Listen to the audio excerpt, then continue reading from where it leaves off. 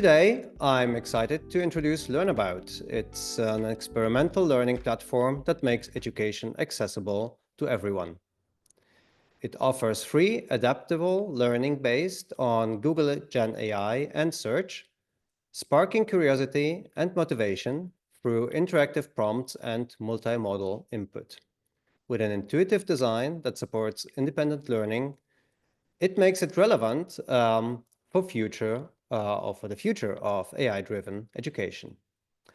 And with this, I would like to warmly welcome two members of the LearnX team at Google, designer Hayes and the software engineer Ben, and the rest of the team who probably will be joining us later on as well. Hey, both of you, how are you? Doing well. Thanks for having us today. Thank you. Great. Hayes, so you prepared a very short screen sharing live demo of Learnabout. And so this is actually the moment where we can dive in deeply into it and have a look at what Learnabout is about, because I guess it's not available throughout the world yet. So you can also let us know a little bit about the background of it and just dive into the product. And we'll have a short Q&A right afterwards. So to everyone who joined us now live on LinkedIn, if you have questions to the team, just put them into the event comments and I'll bring them into our conversation. And else you can also register for Zoom on our website and join us live here on the call. But now over to you, Hayes. Sure, yeah. And yeah, so Learnabout is a product that we launched in Google Labs I guess sometime last fall. It is available to the public in the United States, rest of the world forthcoming. And like you said, it's a product we started to try to drive curiosity and exploration in learning, because we have a lot of students at Google who come to Google search to get answers to questions, to check their work, to get help with their homework.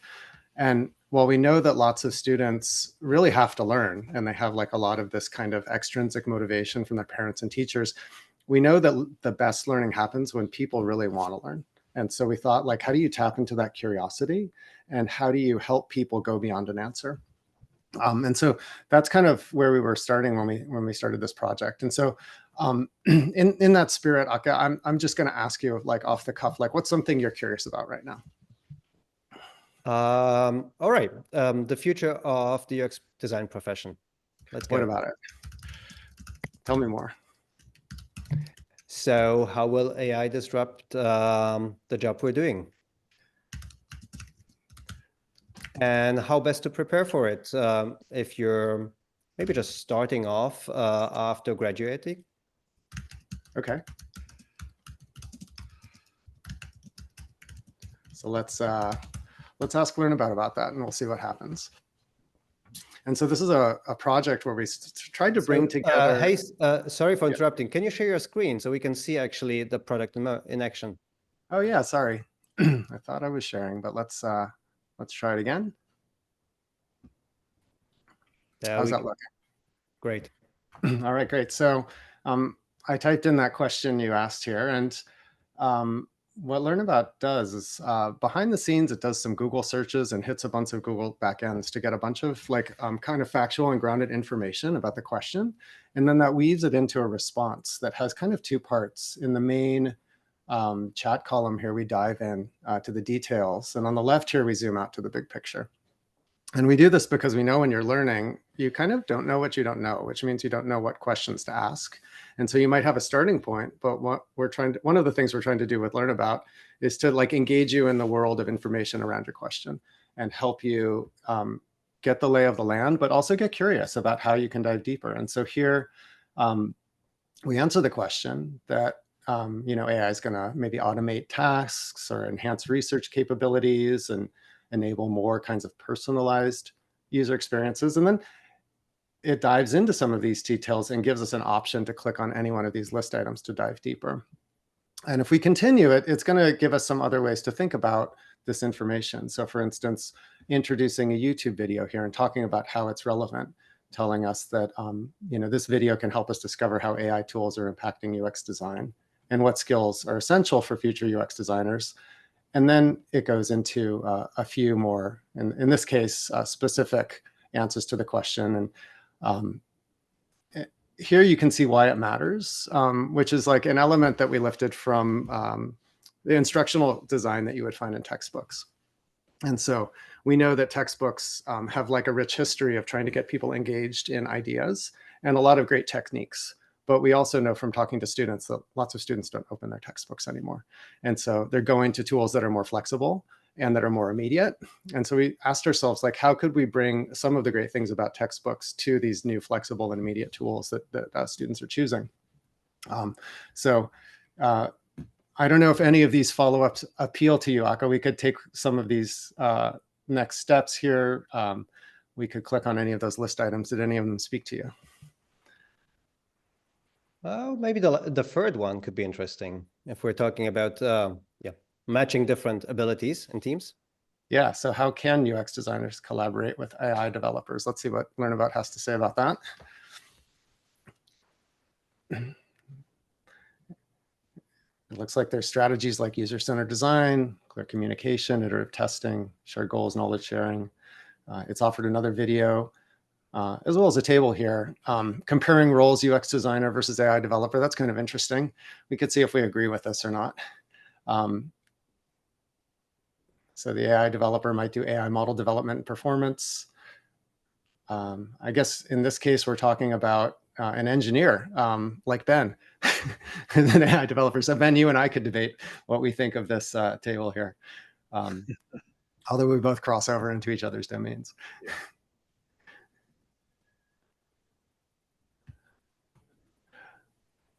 What do you think, Ben, about, do you see yourself there? Yeah, I think it's done a nice job. I mean, of course, it's concentrated on specialties, and as Hayes says, I honestly, one of the things we learned doing this project was that crossing over, bringing your own specialty to the table, right? But crossing over, owning the whole project together, collaborating across boundaries is key to doing something really special in this new world. That sounds like a good follow-up question about like how to collaborate between the two fields and domains. Yeah, we can ask we can ask Learn about that. How can product designers from different disciplines, like engineering and design, collaborate in the future? Let's see if this gives us any helpful tips or if it tells us what we already have been thinking about. Yeah, I think hybrid skill sets, that's definitely a thing. Advanced tools. Yeah, maybe it's written the talk for us here, Hayes. Yeah, Ben, you should talk about some of the tools we built on the path of building the product, actually. I think that was a really interesting part of the product development. That's really true. One of the things we did while we built this was to make the product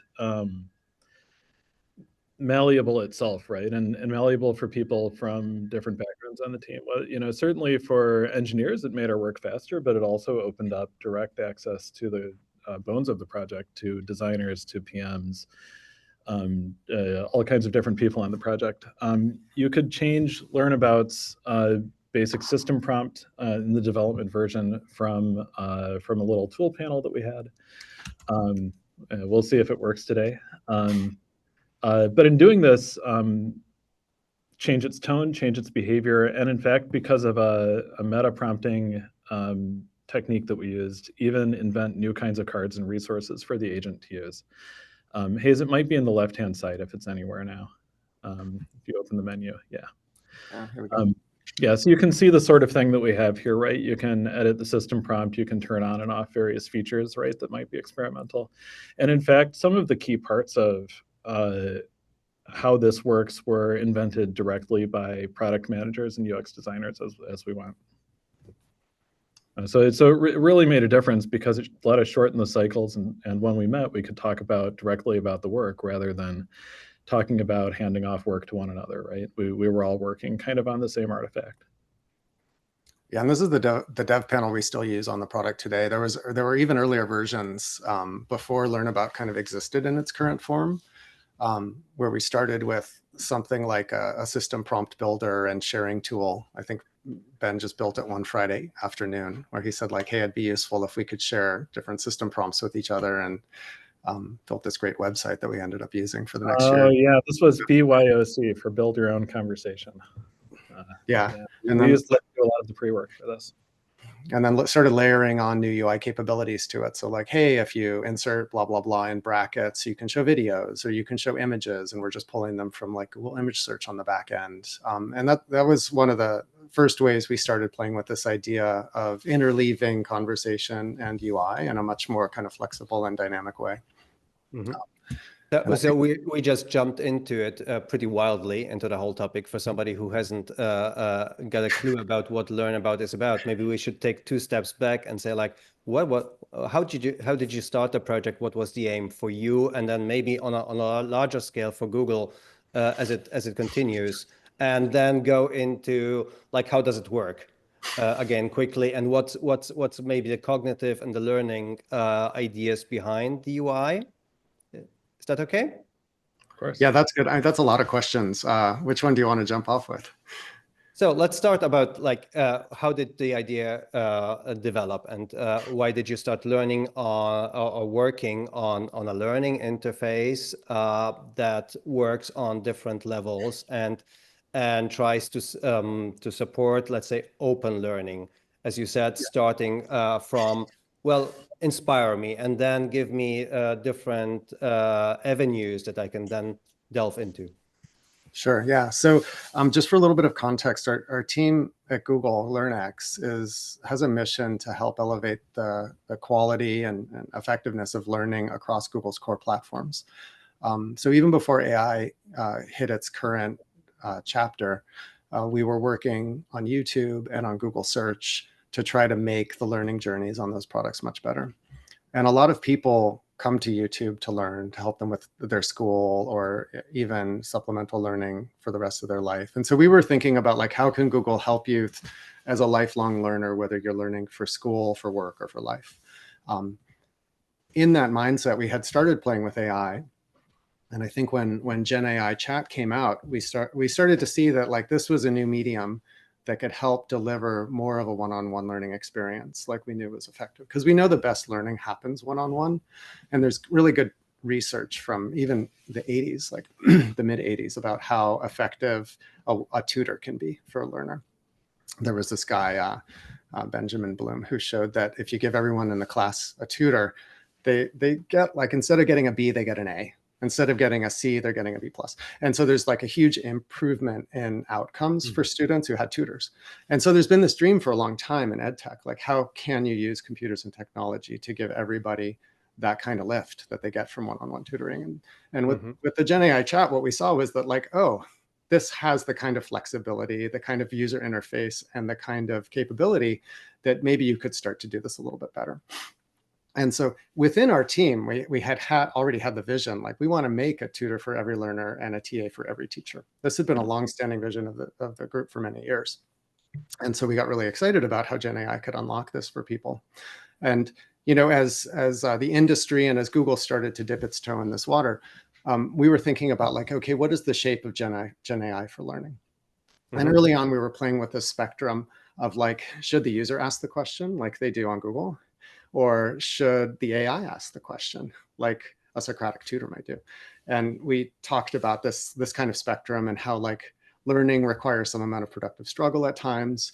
But if you put too much friction, like kids won't do it unless they have to. And with tools like search and YouTube, like students are using them because they want to. They're the supplementary tools. They're often not assigned by the teachers. So the things. It's about the discovery also, the discovery factor and the surprise factor as well, isn't it? I think it can be. It a little bit depends on your mindset. So one of the things we saw in research, especially with YouTube, is that there was a pretty different set of motivations for different learners. We saw some people really want to learn, the people who are doing their hobbies or pursuing their passions, and then we saw a lot of people who have to learn.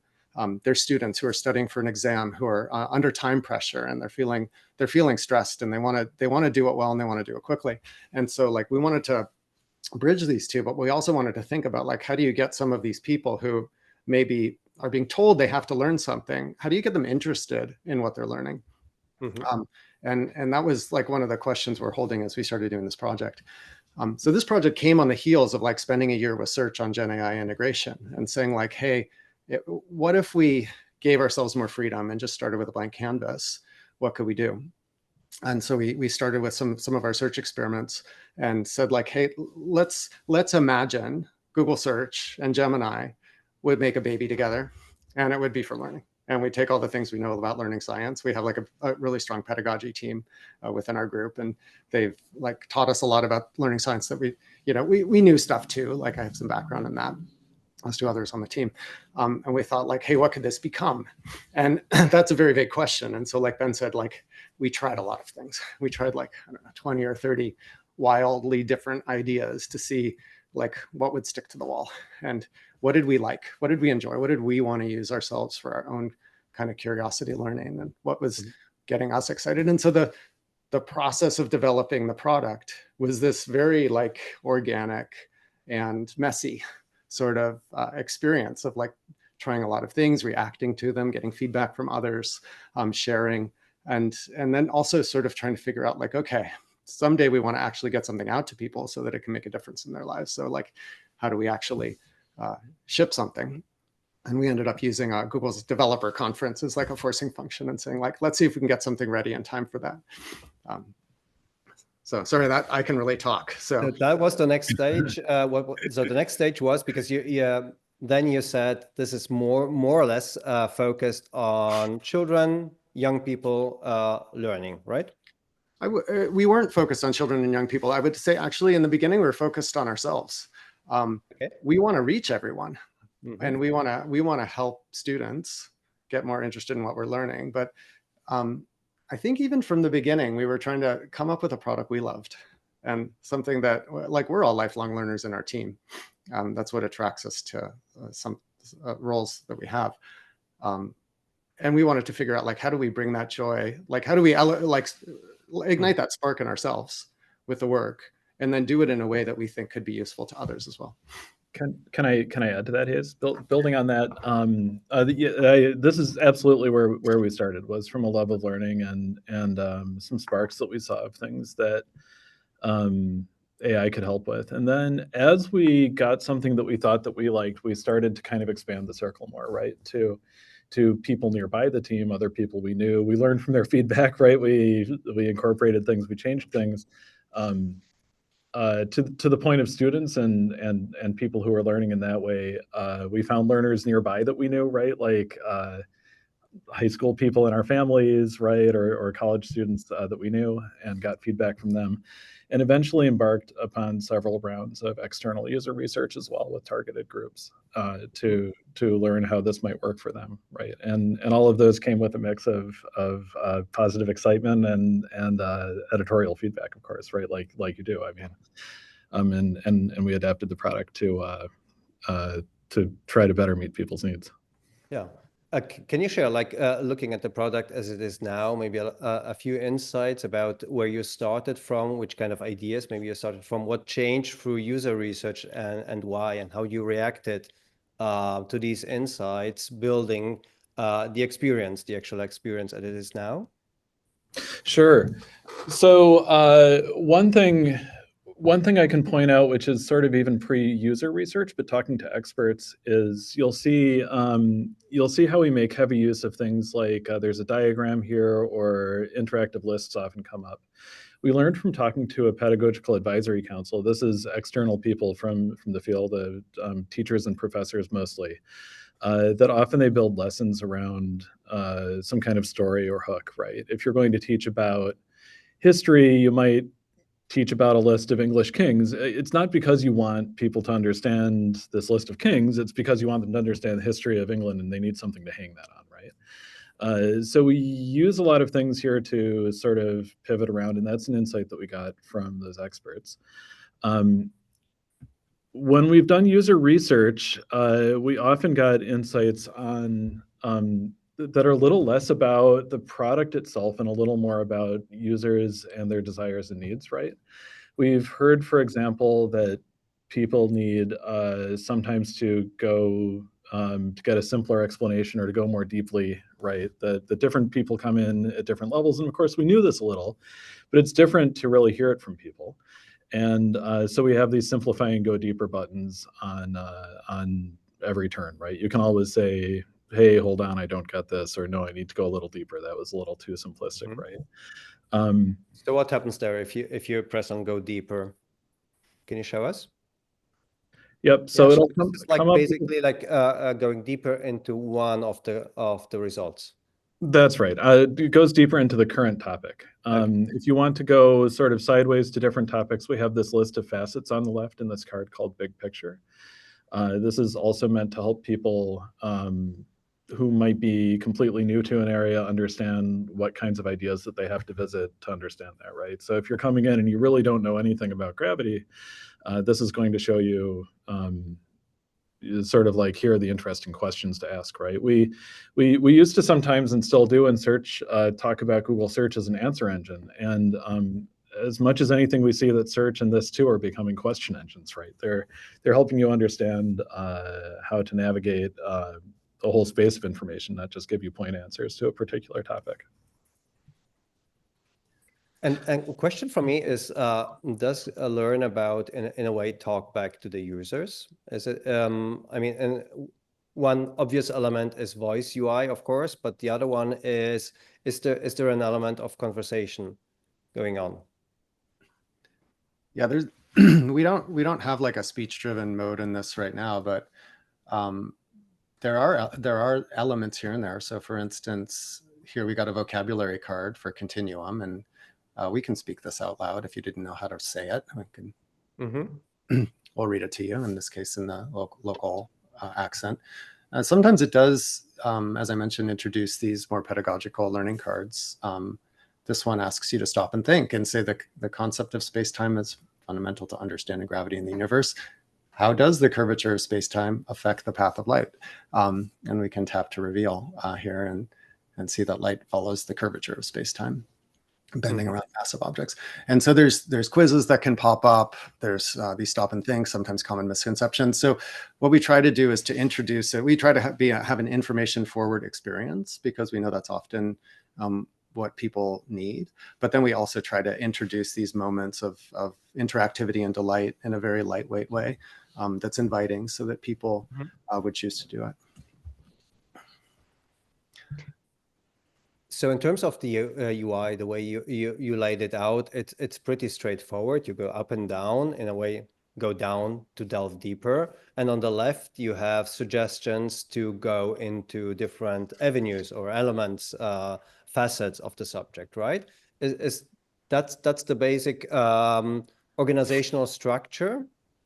Are there others? And can you share a little bit about like what the basis for it is, maybe cognitively or in terms of your research? Yeah, sure. And there's one more. There's a couple more elements to it. Let me show you two of them. One is that these interactives, if you click on them, they'll get a little card on the left. So if we click on the interactive diagram here, and maybe I want to like click on I don't know, that element there, which is the diagram label that's around stronger gravity for bending spacetime. It'll try and illustrate it to me, and it'll keep a little kind of reference card over here so that I know what we're talking about. If I do the same thing with an interactive list, these are like, you can think of these as branches of a path that you can navigate down. And we know that people often want to like explore one path and then come back and then explore another path. And so to support that, if you click on an interactive list item, we create a mini list on the left here that gives you a simple point of entry into the other paths. So we can, for instance, explore gravity as an attraction, this concept, and then if we're done with that, maybe go over and jump into planetary orbits. And so what we were trying to do is support both linear exploration, but also not losing sight of the bigger picture. And we explored several different concepts about how to manage this sort of navigational flow, right? And ultimately realized that exploration through a space like this is has this nature that sometimes you want to focus on a list, but is ultimately a little nonlinear and not super well supported by more complex hierarchical UIs, and settled on this as a good balance between supporting going where you wanted to go, but also giving you some scaffolding for getting back to where you were before. Yeah, the one other element I'd point out to the information architecture is that I mentioned earlier that before Learn About answers any question, it runs some Google searches in the background to get kind of grounded factual information. And we try to make those available to people in context. So for instance, back to this earlier conversation about the impact of AI on UX design, there's a claim here that by maintaining open communication, et cetera, teams can create adaptable, user-friendly products that align with strategic goals. If I click on this, I'll get some links that this information was based on. And if I want to dive deeper to this, I can click on it. On mobile, this will open a layer on top of Learn About where I can read, dive in, and then go back to the conversation. On desktop, we open tabs. What we're hoping for with this is that information isn't confined to the chat, but it's actually the chat becomes a guide, almost like a librarian who can give you the lay of the land. And then when you want to dive deep into topics, those are readily available to you. So this piece is important to us kind of philosophically, because we really feel that like human voices and perspectives are critical. They're critical for understanding and learning, and that learning itself is a social activity. Like you learn from others, you learn with others, you learn because of others. And the relationship for learning should not be a relationship between you and a robot. It should be a relationship between you and other thinkers. And so, as much as possible, we want this to be a tool to help find those thinkers and go discover who they are and what they had to say. Going deeper on that, would there be some kind of social interaction or element in terms of creating like actual interaction between people involved in some kind of stage in the future? Do you think that would be helpful? Sorry, can you say the question again? I didn't totally understand. Well, if you think about this or take this a step further, creating actual interaction between people based on the content that you find, would that be in terms of like a social network for learning, could be something that you would be thinking about in introducing? We think about social learning a lot. I wouldn't say that it was like a big part of this project because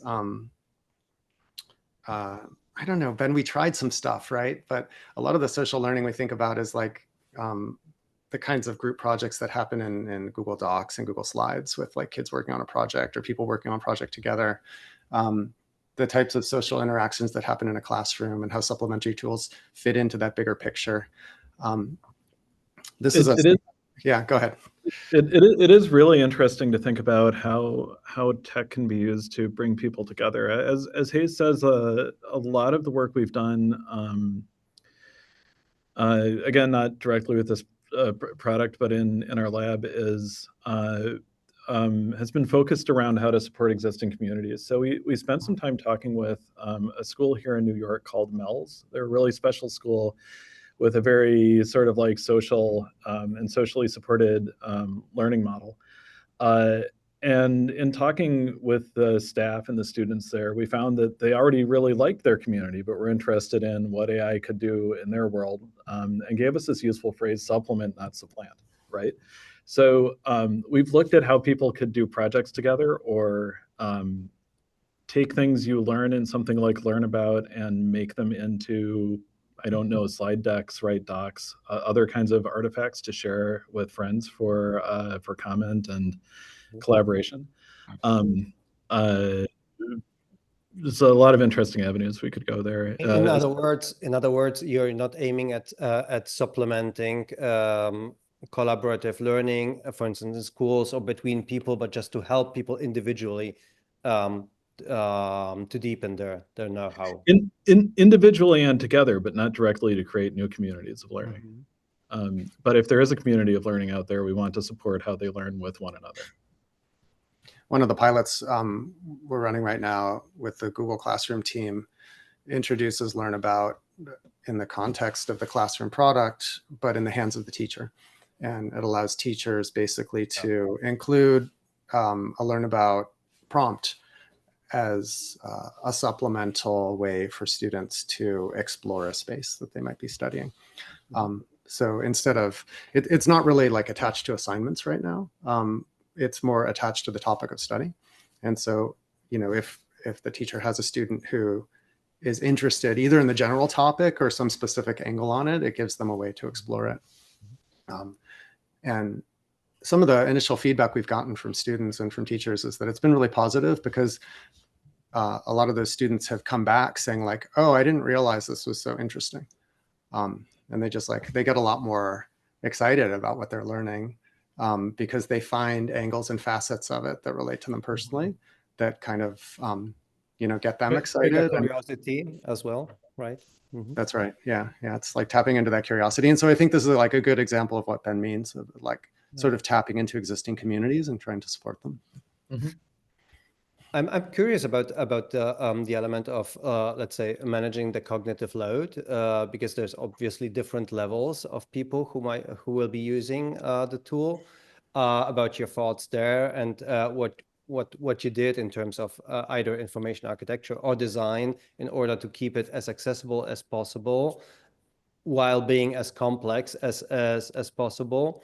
So I don't know if the very simple layout in a sense, or straight layout, and also just using the text chat interface is also an element in that.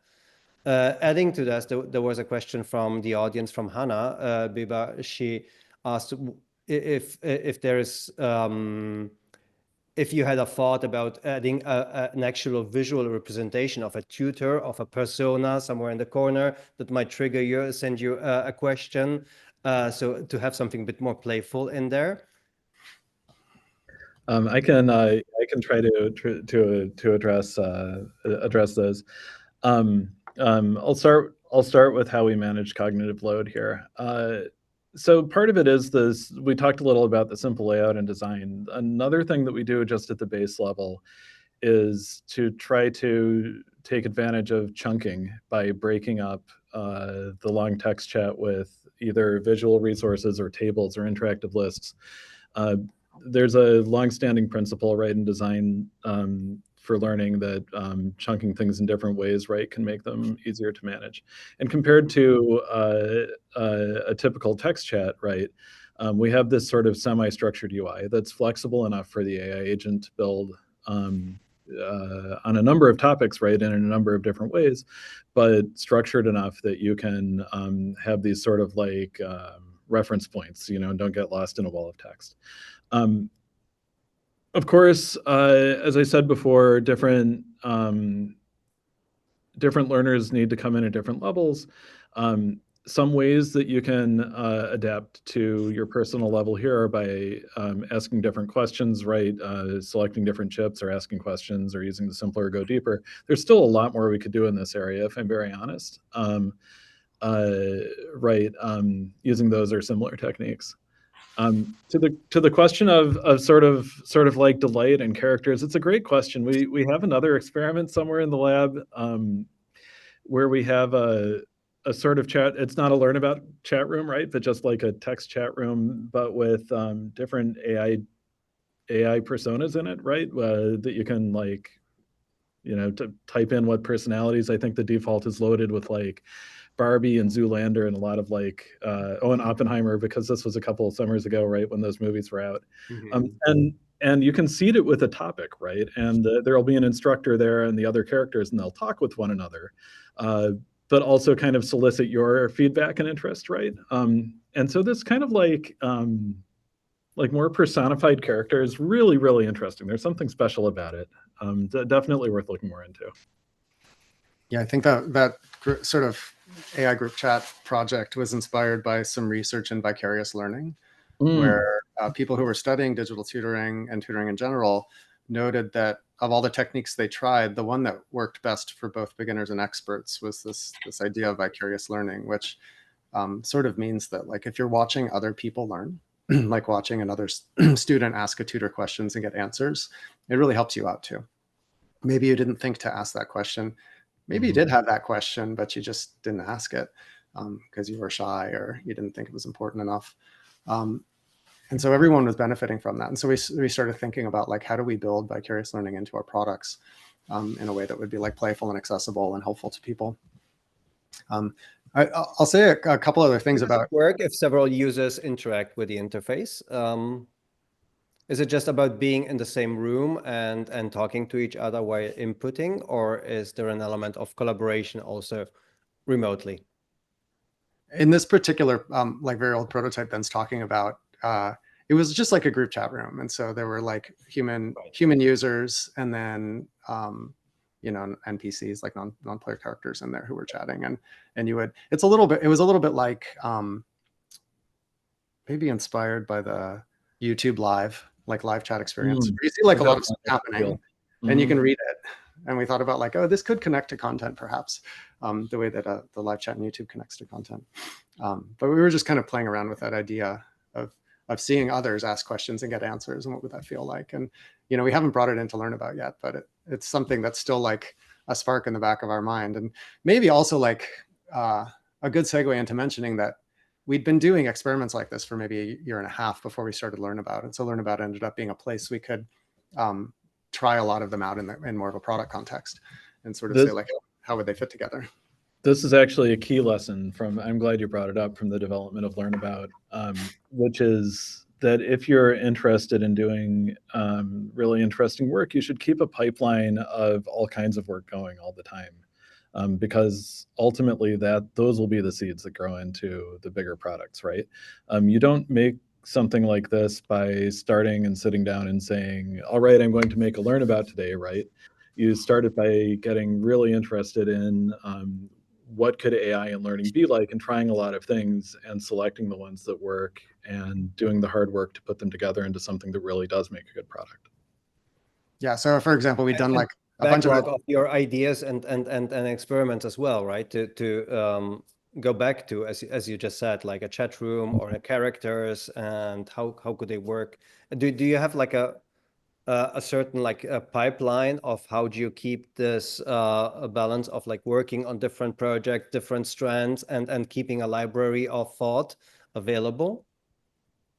We do. We have a group right now that works both on production projects like this and on experiments. And none of us are devoted completely to one or the other, right? We're both involved. Everybody in the team is involved in both. And at a high level, we try to keep a proportion where we always have some of each going on, right? And it ebbs and flows over time. You know, sometimes we're more working on getting something out into the world. Sometimes we're more working on new ideas. But we try to keep the pipeline full, and we try to keep our contact with the real world full, because both of them inform the work in different ways. I pulled up these little quizzes as an example of like, this was like a subtopic we spent a lot of time investigating in different contexts. Like we've shipped quizzes on YouTube, and we have them on search, and we'll have them on Gemini.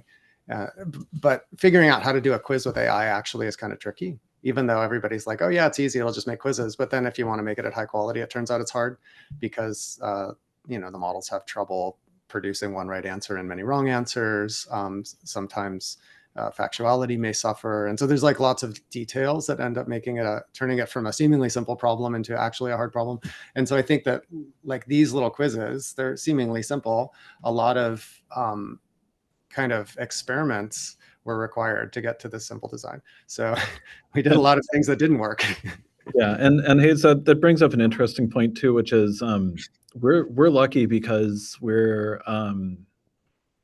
you know, we have a group focused on this kind of thing, but we're in a much larger group here in Google and in Google itself, and have a lot of contact with other people trying interesting things. So we try to stay informed about what other groups are doing too. And even though we're embedded in a great context for that, you know, honestly, everybody can find some of this no matter how large their organization is, right? Because there's always people in your city or somewhere on the internet working on projects that are related to yours. You can always go and find out what they're doing. You can stay informed in the literature, right? It's really worth doing. Aka, I want to also come back to your previous question on cognitive load. It's a thing we talk about all the time in all of our current work, not just this project. And I think the reason why is because we get a lot of conflicting signals from users. about what's more helpful. Sometimes they say like a shorter answer is more helpful. Sometimes they say a longer, more comprehensive answer is more helpful. Sometimes they say like, give me the details. And sometimes they say, that's a wall of text, it's too much. And so we really thought about like, how do we satisfy all of these different needs? Because we can't tell from a query exactly where you're at with your learning. And so Ben mentioned some of these things, like we let you pivot perhaps on level, like with simplify and go deep, or we do some chunking. We do introduce images a lot in areas we haven't done it in other products. For instance, these images in the lists are intended to be a visual anchor and provide visual interest, but also to improve memory, because we know from research in dual coding that people remember stuff better if they see text and images together. So we're trying to weave together some like design principles along with some learning science principles. And one of the things that I think is like an ongoing conversation in our team is like, how is the visual and aesthetic balance of the product going as the AI models themselves evolve? Because like the product looked and felt a little different a year ago when we launched it than it does today. Both because we've changed the product, but also because the underlying tech keeps changing. And so we're always thinking about like, what is that right balance? How do we get it right? Do we need to evolve the visual design in order to evolve with the rest of the product? And I think there was a chat in some of the feedback from you all about like, why'd you guys choose a linear chat given that you want to support exploration? Yeah. And it's because we tried a lot of things, and it's the thing that was like the least bad. So, we sometimes talk about the cleanest dirty t-shirt. It was like the cleanest dirty t-shirt of all the things that we tried. And it is just such a learned interaction pattern, isn't it? Yeah, this precisely. Up, down, and that's about it. And of course, I guess it's also about feasibility. If you want to have this as a web-based, browser-based product, then it just has to work on different systems, on different technological levels. So you have to keep it as simple as possible. I was personally wondering whether, this kind of simplicity of interaction is also about keeping, the cognitive level as manageable as possible, if that's also an aspect. That was a big part of it, yeah. Certainly it is. There's a great old Jeff Raskin paper called Intuitive Equals Familiar. And it's often so true, right? So people know chat. It makes sense. As Hayes is showing here, we've tried a lot of things, and we're always really interested in what are the new interaction patterns that are coming up. I was mulling over whether AI human interaction was an interesting phrase the other day, and I think it might be right. So I know we'll learn things that are not chat as we proceed down these paths, but for now, chat seemed like a great way to strike that balance. Yeah, and we built a lot of things that were like equally feasible from a technology point of view. Like this thing, I mean, this worked. We had a version of like tabbed browsing that lets you maintain branches, or something that had more like nested lists, like a threaded chat browser that worked. And the conversation we always had is like, is it easy to use? Is it intuitive? Is it simple? Can anybody step up to this and learn anything? Our mission for our Learning FA overall is to help everyone in the world learn anything in the world, or help anyone in the world learn anything in the world. And so we kind of would always put it through that lens of like, oh, could my kid walk up to it and use it and understand it? Could our SVP, who's a polyglot and like a polymath, step up to it and use it to learn anything? And so we were trying to strike this balance, and we built a lot. We built this kind of mind map version. We built like various versions of guided experiences. We built, like I said, a tabbed browser, and we ended up with this linear chat with lots of. And you probably also tested all of these different prototypes, and that's right. So is the current state, which looks pretty similar to Google search as it is today, which is also like a positive aspect because people also already know it. So is that also the result of your user research? Is that so? I think so, yeah. I mean, the feedback we got took many different forms. I mean, we did a lot of user research. We also did a lot of internal, like, kind of UX heuristics evaluations where we'd show it to other experts and say, like, what's working, what's not. that was often a lot faster. Like I said, we did a lot of testing within the team and with our surrounding people. Ben sort of alluded to the fact that we maybe put our kids to work at times and said like, hey, we're trying these things. What do you think? And that's always nice. You get really honest reactions from your kids and their friends, which is really great because every teenager thinks their parents are stupid anyway. So they'll tell you when you're wrong. No, I'm exaggerating a little bit, but we did get a lot of feedback. It was very helpful. I'd say at the end too, it was a lot of our intuition. We're experienced product designers. We've tried a lot of things. We've tried a lot of things in other products, and we have a little bit of an intuition for what can work.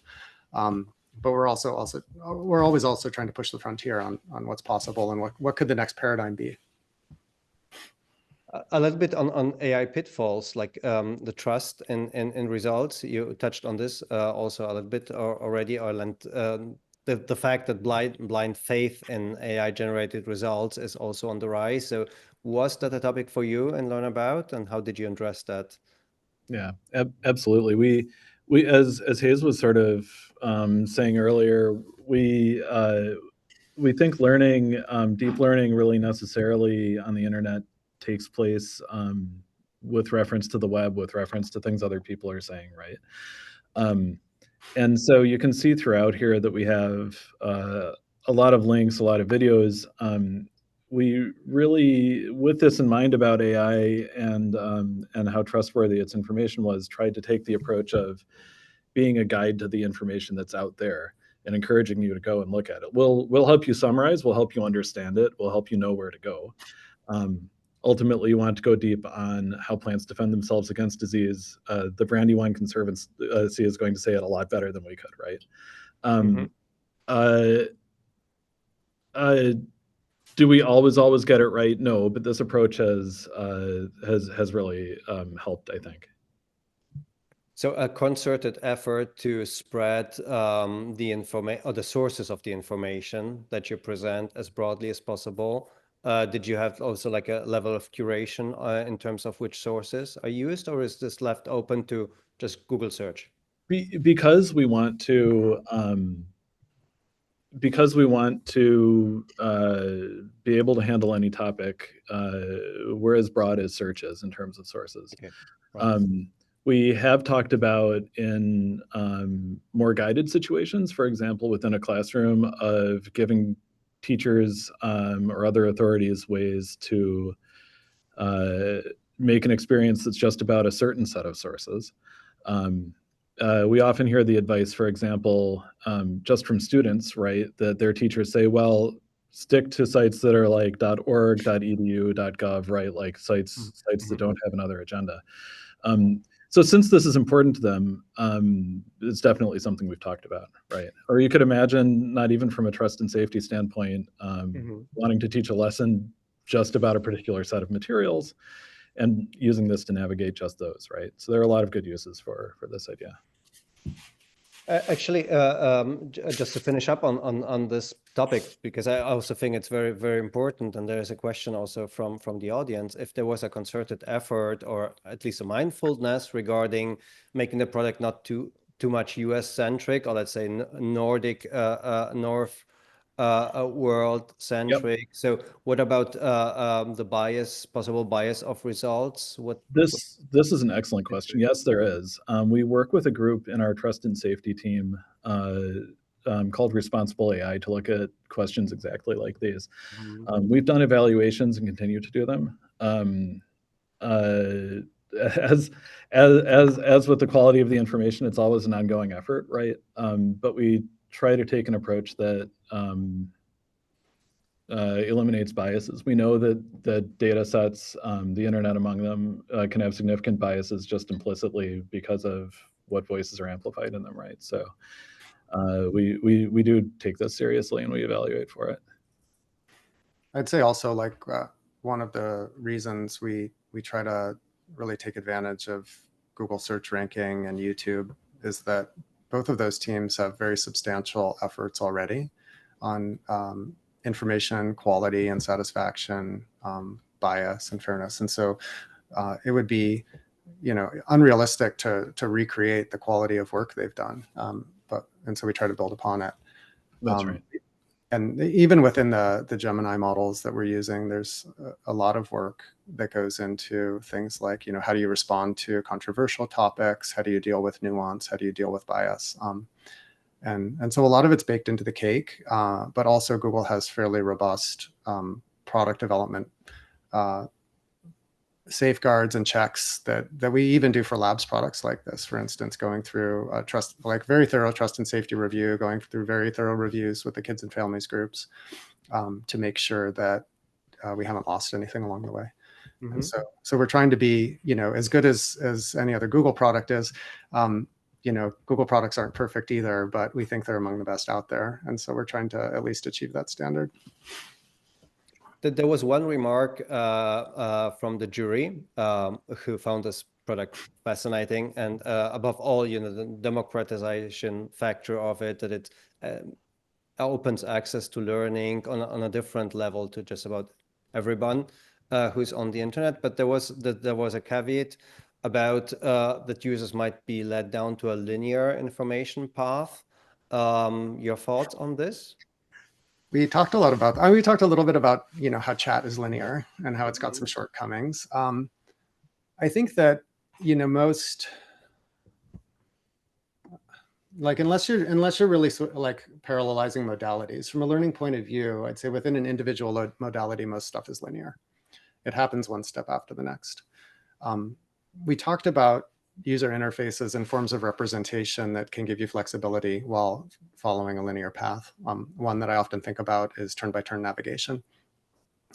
There's many ways to get from point A to point B, not only one linear path. It's nice sometimes to have guidance about how to get there, and also to have the flexibility to leave that guidance and have the system catch up with you and not forget what your goal is and continue to help you reach your goal while giving you control. And I think those were some of the principles we were trying to build into the product. I don't think we've necessarily come up with the best UI and representation for this in the world. I think probably in 20 years, we'll look back and say, oh, that was quaint. But at least where we're at right now, we felt like it was the best we could do. And that it did embody, most of the principles we wanted. We wanted something that was simple, that could carry you beyond an answer and be more of a journey, less of an answer engine. While also giving the flexibility to choose your own adventure, so to speak, along the way. So maybe following up on this, because it's still only available in the United States, I guess. What are the plans for launching in other countries, and can we hope to use it very soon? Yeah, we have nothing to announce at this time, but it's of great interest to us as well. So I hope we'll have good news for you on that front at some point. Yeah, we have been speaking internally about how much VPN traffic we've been getting. So we know there's demand. Okay, so that's a small hint to you out there. If you want to try it, there's ways and means. So what are your own, let's say, wishes for the next steps, the next iterations of Learn About? What are you excited in building into it in the near future? I mean, that's a great question. One that's not rehearsed. I'm sure each Ben and I will have something different to say. Ben, you want to go first? Yeah, sure. I mean, a handful of things that I think are exciting. Of course, we're seeing a lot of new modalities for AI human interaction these days, right? Microphone, camera, screen sharing, image recognition are all are all almost just part of the water now, right? So like, what are the next big things? Another exciting thing to me is taking Learn About, which is in terms of concepts right now, right, and bringing it to your work, whether that's something you're working on as a student, or something you're reading as a lifelong learner, or a video you're watching, right? How could we bring the same kind of power to content? Is really exciting. Of course, we're also seeing not modalities, but brand new capabilities of AIs to generate code and have more interactive experiences. So going deeper on those is also interesting. These are a handful of the things I'm excited about. Yeah, and I guess for me, there's a few things I'm excited about. One is like we've learned a lot building this product, and I'm excited to bring some of those learnings to the bigger surfaces. We're doing a bunch of work with Gemini right now, because those products have much larger exposure to the public. They are available internationally, and we hope to bring many of the learnings to people through those surfaces. In terms of like pushing the project ahead, recently we've been talking about like a year ago when we were working on this, we were like a year ahead.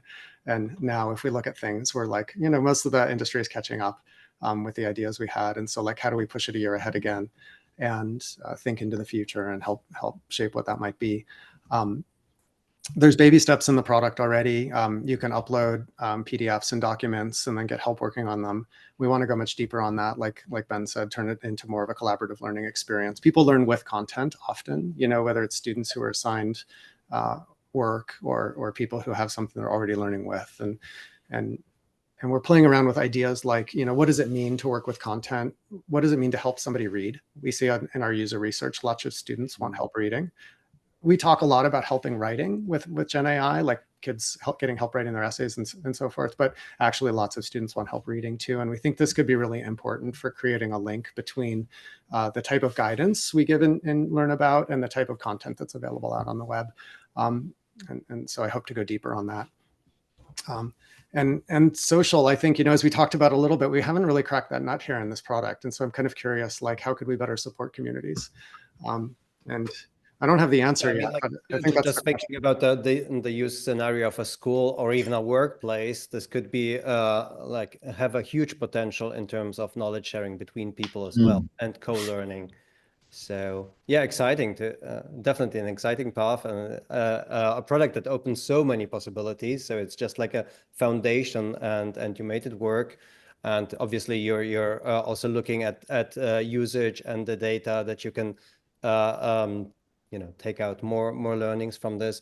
I'm just curious, you submitted Learn About to the UX Design Awards, although it's still like a kind of experiment. Did it, I don't know if you expected to win a title, but did it have any impact on you, your team, maybe within the Google organization as well? Well, I mean, we're really proud. So, we like our things, but hearing from others that we've done good work is always really important to us, because I think we bring a lot of humility to the work, and at least for myself, a lot of uncertainty about like, are we on the right path? So hearing from other experts who have no skin in the game say like, yeah, actually, you're on the right path. There's something here. It feels really good. It's something we've shared with the team. I think the team's been really excited about it, and honored to receive the award. I don't know, Ben, what would how echoing that, I mean, as makers, you all know that when you make something, you think it's good, but you're never quite sure maybe if it really is. So it's great. It's great not only to hear the sort of like, yes, if we got an award, but to see the detailed feedback from the committee and to see how people are receiving it, to have a chance to come and talk to people like you today about the work. It really helps us understand what we're doing. Great to hear. The team is starting to arrive for another meeting. Right. So we're wrapping up now, actually. So it's great to hear about this positive, experience as it is. And I definitely hope that it also will help push a recognition of both developers and UX designers' work, even within a large tech organization as Google. So it's been a great pleasure. Thank you for your time, early in the morning or in the afternoon, wherever you are now in the States. And congratulations again on your success, and very much looking forward to the next steps with Learn About. Thank you very much. I hope you enjoyed the talk as well, and impromptu presentation. Thanks to everybody who joined us today. And if you missed anything, a recording of this talk will be up right away on LinkedIn and on our website very soon. And please join us again, because on May 28th, we'll have our next deep dive. And in July, we'll actually announce the next nominees of the UX Design Awards of the Autumn 25 season. So until then, until we see you again, I wish you a very great morning, afternoon, evening, wherever you are across the world, and see you soon. Bye-bye.